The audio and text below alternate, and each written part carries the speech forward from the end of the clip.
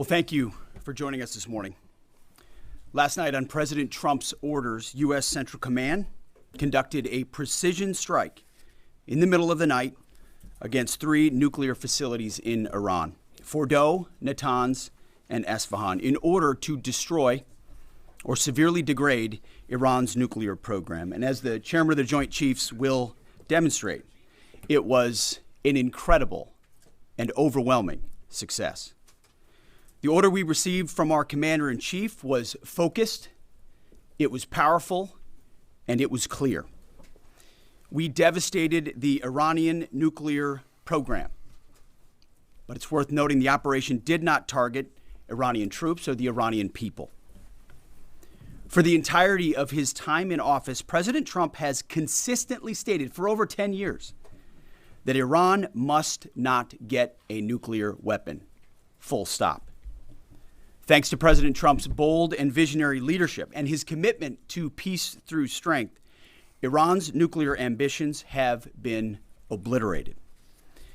Many presidents have dreamed of delivering the final blow to Iran's nuclear program, and none could until President Trump.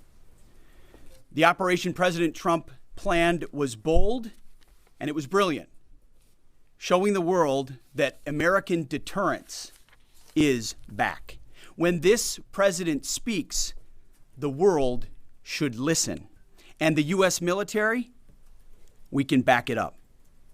The most powerful military the world has ever known. No other country on planet Earth could have conducted the operation that the chairman is going to outline this morning. Not even close.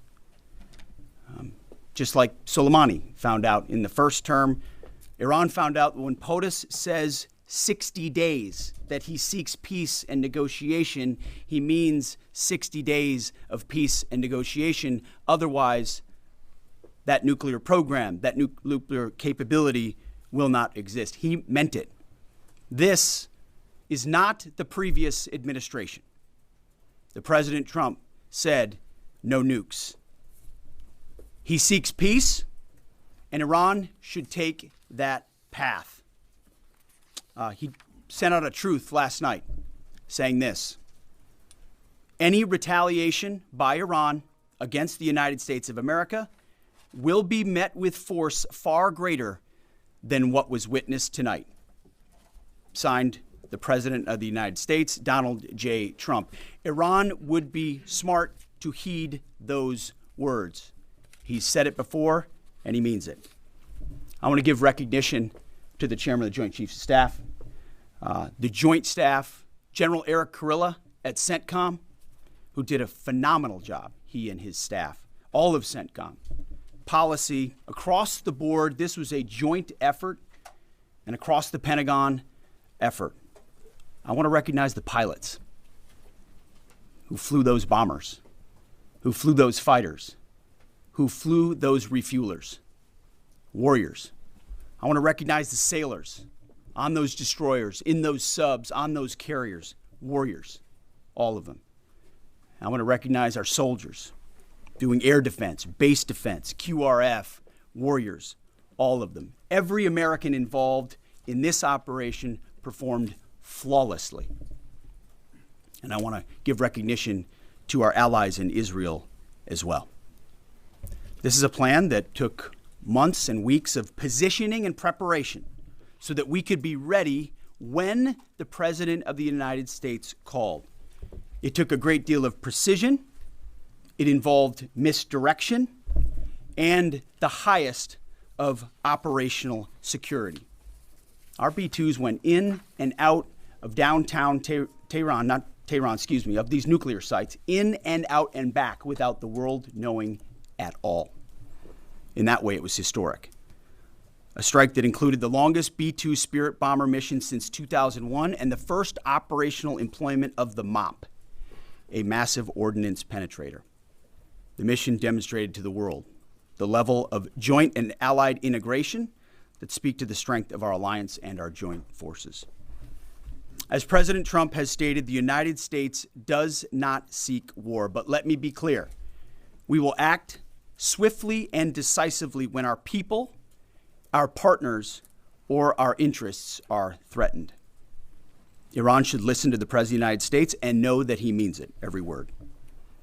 I want to give congratulations to our Commander-in-Chief. It was an honor to watch him lead last night and throughout, and to our great American warriors on this successful operation. God bless our troops. God bless America. And we give glory to God for his providence and continue to ask for his protection. I turn it over now to the chairman for specifics. Thank you, Mr. Secretary. Thanks for recognizing all of our folks out there doing our nation's work, and nice to see everybody on this early Sunday morning. Last night on the President's orders, U.S. Central Command, under the command of General Eric Kurilla, executed Operation Midnight Hammer, a deliberate and precise strike against 3 Iranian nuclear facilities. This was a complex and high-risk mission carried out with exceptional skill and discipline by our joint force. I want to thank every service member, planner, operator that made this mission possible. Their actions reflect the highest standards of the United States Armed Forces. This operation was designed to severely degrade Iran's nuclear weapons infrastructure. It was planned and executed across multiple domains and theaters with coordination that reflects our ability to project power globally with speed and precision at the time and place of our nation's choosing. This was a highly classified mission with very few people in Washington knowing the timing or nature of this plan. I'll refer you to the graphic on the side as I walk you through some of the operational details. At midnight Friday into Saturday morning, a large B-2 strike package comprised of bombers launched from the continental United States. As part of the plan to maintain tactical surprise, part of the package proceeded to the west and into the Pacific as a decoy, a deception effort known only to an extremely small number of planners and key leaders here in Washington and in Tampa. The main strike package, comprised of 7 B-2 Spirit bombers, each with 2 crew members, proceeded quietly to the east with minimal communications. Throughout the 18-hour flight into the target area, the aircraft completed multiple in-flight refuelings. Once over land, the B-2s linked up with escort and support aircraft in a complex, tightly timed maneuver requiring exact synchronization across multiple platforms in a narrow piece of airspace, all done with minimal communications. This type of integration is exactly what our joint force does better than anyone else in the world. At approximately 5 p.m. Eastern Standard Time last night, and just prior to the strike package entering Iran, a U.S. submarine in the Central Command area of responsibility launched more than 24 Tomahawk land attack cruise missiles against key surface infrastructure targets at Isfahan.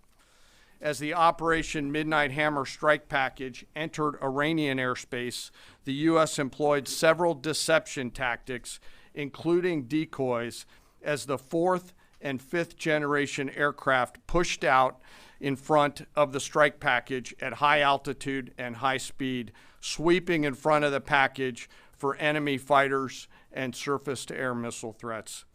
The strike package was supported by U.S. Strategic Command, U.S. Transportation Command, U.S. Cyber Command, U.S. Space Command, U.S. Space Force, and U.S. European Command.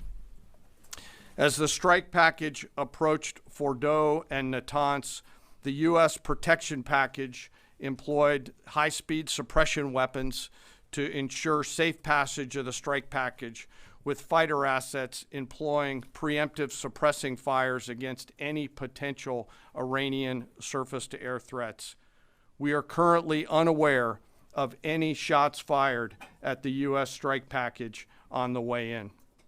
At approximately 6:40 p.m. Eastern Standard Time, 2:10 a.m. Iran time, the lead B-2 dropped 2 GBU-57 Massive Ordnance Penetrator weapons on the first of several aim points at Fordow. As the President stated last night, the remaining bombers then hit their targets as well, with a total of 14 MOPs dropped against 2 nuclear target areas. All 3 Iranian nuclear infrastructure targets were struck between 6:40 p.m. and 7:05 p.m. Eastern Time. Again, that's about 2:10 in the morning local time in Iran, with the Tomahawk missiles being the last to strike at Isfahan to ensure we retain the element of surprise throughout the operation. Following weapons release, the Midnight Hammer strike package exited Iranian airspace and the package began its return home.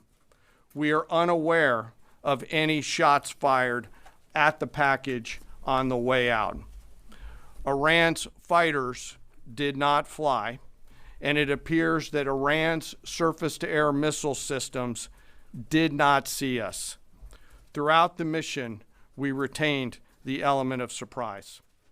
In total, U.S. forces employed approximately 75 precision-guided weapons during this operation. This included, as the President stated last night, 14 30,000-pound GBU-57 Massive Ordnance Penetrators, marking the first ever operational use of this weapon. I know that battle damage is of great interest. Final battle damage will take some time, but initial battle damage assessments indicate that all 3 sites sustained extremely severe damage and destruction.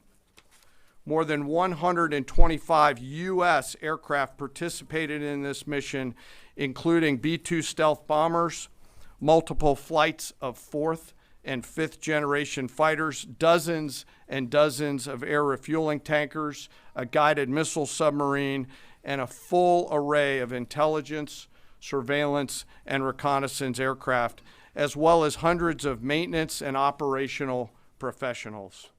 As the Secretary said, this was the largest B-2 operational strike in U.S. history and the second longest B-2 mission ever flown, exceeded only by those in the days following 9/11.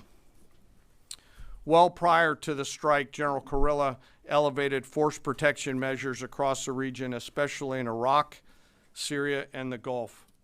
Our forces remain on high alert and are fully postured to respond to any Iranian retaliation or proxy attacks, which would be an incredibly poor choice. We will defend ourselves. The safety of our service members and civilians remains our highest priority. This mission demonstrates the unmatched reach, coordination, and capability of the United States military. In just a matter of weeks, this went from strategic planning to global execution. This operation underscores the unmatched capabilities and global reach of the United States military. As the President clearly said last night, no other military in the world could have done this. I join the President and the Secretary in being incredibly proud of the air crews, naval forces, cyber operators, planners, and support teams, and commanders who made this mission possible. It is their skill, discipline, and teamwork that makes this operation possible. I am particularly proud of our discipline related to operational security, something that was of great concern to the President, the Secretary, General Kurilla, and me, and we will continue to focus on this. As we stand here this morning, many assets are still airborne, and we have hundreds deployed. I ask that we keep our warfighters on their way home and our deployed service member in our thoughts. Our joint force remains ready to defend the United States, our troops, and our interests in the region. Thank you very much. We will take a few questions, Phil. Me? Yeah. So, is regime change off the table, Mr. Secretary?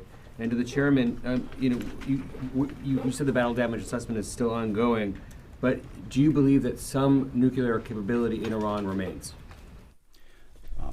This mission was not and has not been about regime change. The President authorized a precision operation to neutralize the threats to our national interests posed by the Iranian nuclear program and the collective self-defense of our troops and our ally Israel.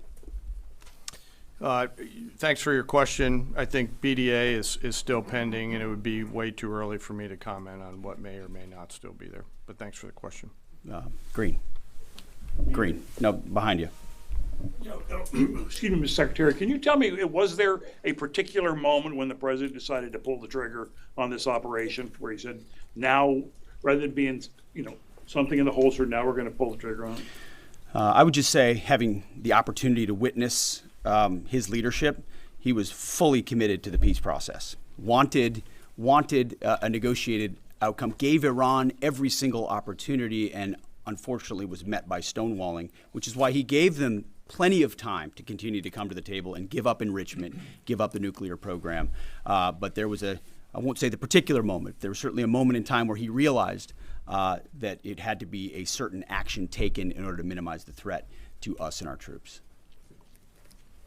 Yeah. General, you say that General Kurilla increased force protection in Iraq, Syria, and Gulf, in those areas. Were they given any advance warning the attacks were coming? And also, Mr. Secretary, when were congressional leaders notified? How long before the attacks took place? Sure. To your first question, the risk has clearly been rising over the last few weeks in the region. Based on that, and not a particular awareness of this operation, we've made smart decisions to minimize the risk to U.S. forces in the region. So they were given no advance warning? No, sir. And congressional?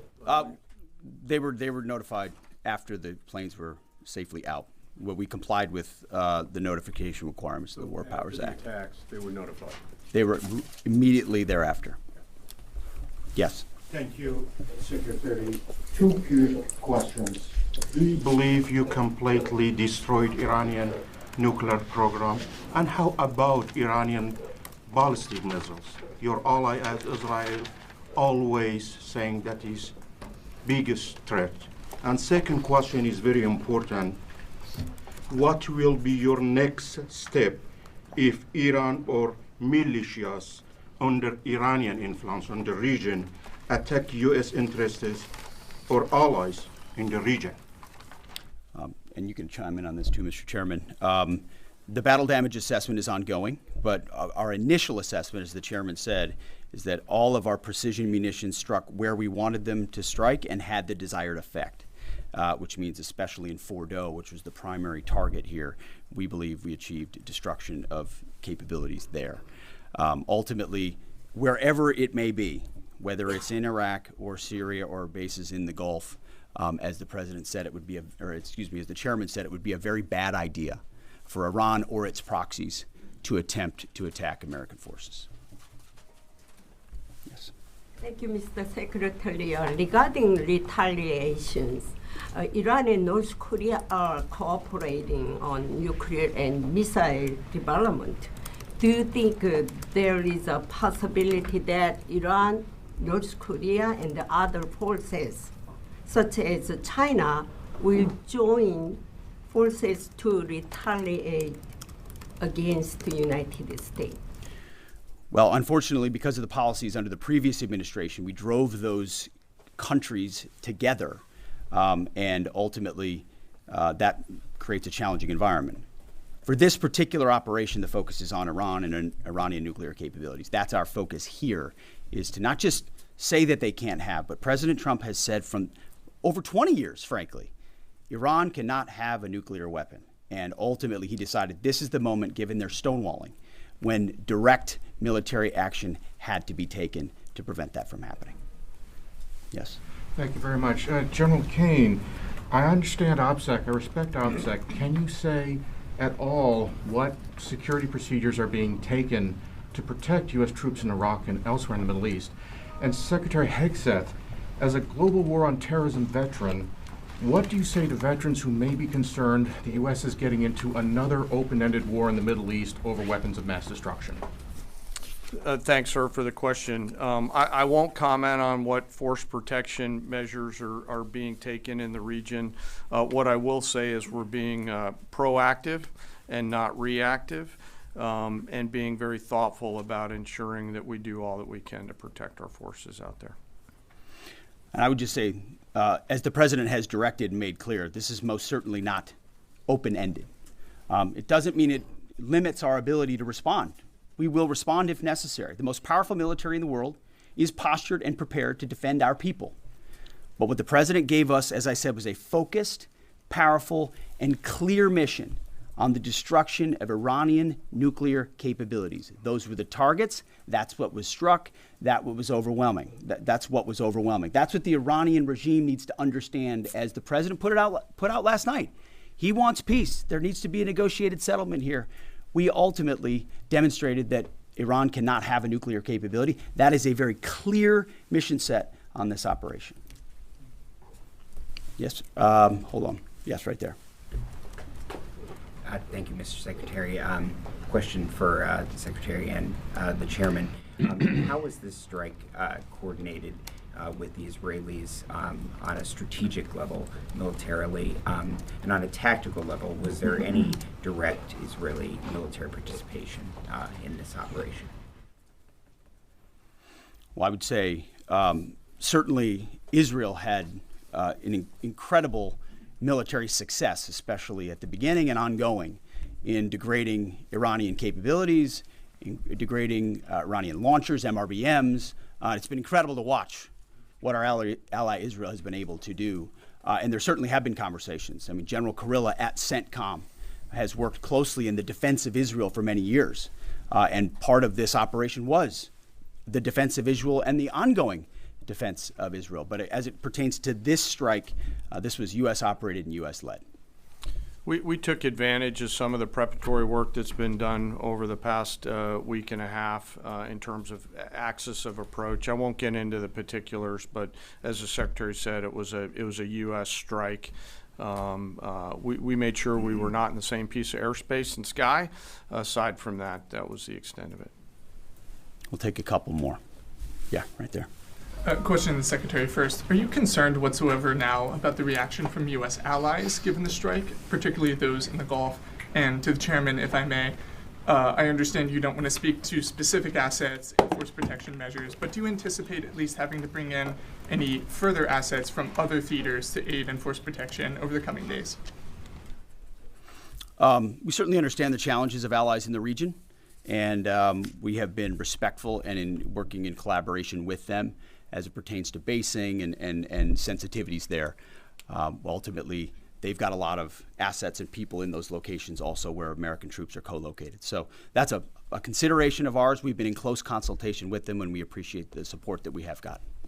Thanks for the question on sort of the global picture. And as you know, that's one of my jobs, is to look globally at the entire range of challenges. We are always carefully considering our force posture around the world and then offering options to the Secretary and to the President. I won't comment on any future things, but the American people should know that we carefully consider those moves around the world and try to modulate as needed our force structure in the region. Absolutely. Yeah, right here. Thank you. What communications are being sent to the Iranians right now, and is there any possibility of diplomacy now or in the coming days? I can only confirm that there are both public and private messages being directly delivered to the Iranians in multiple channels, giving them every opportunity to come to the table. They understand precisely what the American position is, precisely what steps they can take to allow for peace, and we hope they do so. Yes. The president may not want an open-ended conflict. The Iranians may disagree. Are you prepared for a protracted war? Well, anything can happen in conflict. We acknowledge that. But the scope of this was intentionally limited. That's the message that we're sending. With the capabilities of the American military, nearly unlimited. So Iran, in that sense, has a choice. But we've made it very clear to them, this is nuclear sites, this is nuclear capabilities, this is the line that the president set, and we set that back. Now is the time to come forward for peace. But I think one of the takeaways from this as well is the unprecedented level of ongoing cooperation. I can't speak highly enough of the chairman and his staff and General Kurilla in CENTCOM, what they've done to look around the corner, to pre-position, to understand how an operation like this comes together. The scope and scale of what occurred last night would take the breath away of almost any American if you had an opportunity to watch it in real time. And I think Tehran is certainly calculating the reality that planes flew from the middle of America in Missouri overnight, completely undetected over 3 of their most highly sensitive sites, and we were able to destroy nuclear capabilities. And our boys in those bombers are on their way home right now. We believe that'll have a clear psychological impact on how they view the future, and we certainly hope they take the path of negotiated peace. But I could not be more proud of how this building operated, of the precision, the sensitivity, and the professionalism of the troops involved in this effort. I will take one more. We'll take one more question. Yes, right there. Thank you, Mr. Secretary. Concerning the justification for these strikes, in March, the Office of the Director of National Intelligence released their threat assessment, concluding, quote, Iran is not building a nuclear weapon, and Khamenei has not authorized the nuclear programs he suspended in 2003, unquote. So what new intelligence does the U.S. have since then that the Iranians have changed their position on nuclear weapons? And does this new intelligence come from U.S. sources and methods, or are we getting this information from other countries? Well, I would just simply say that the president's made it very clear. He's looked at all of this, all of the intelligence, all of the information, and come to the conclusion that the Iranian nuclear program is a threat, and was willing to take this precision operation to neutralize that threat in order to advance American national interests, reduce the Iranian nuclear program, and obviously collective self-defense of ourselves and our allies. So he looked at all of it, understood the nature of the threat, and took bold action I think the American people would expect in a commander-in-chief. That's all we've got. Thank you very much. Appreciate it, Mr. Chairman. Thank you.